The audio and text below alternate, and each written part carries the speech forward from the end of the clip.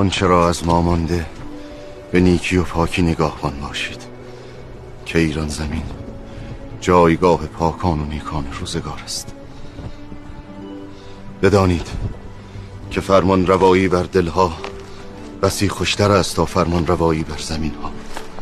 من به نیروی دادگری و نیکندیشی پهنه ایران زمین را چنان گسترانیدم که به پهناوری آن کشوری نیست. پس این خاک و مردمانش را تا هست گرامی بدارید.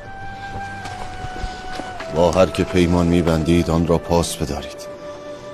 هرگز در شکستن پیمان پیش دستی نکنید.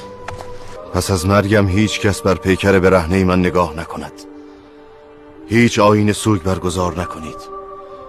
تن بی جان مرا به زر و سیم نیارایید. پیکرم را بی درنگ در خاک کنید که از خاک این سرزمین جز نیکویی نمی روید. درود بی پایان من بر نیک پنداران، نیک گفتاران و نیک کرداران.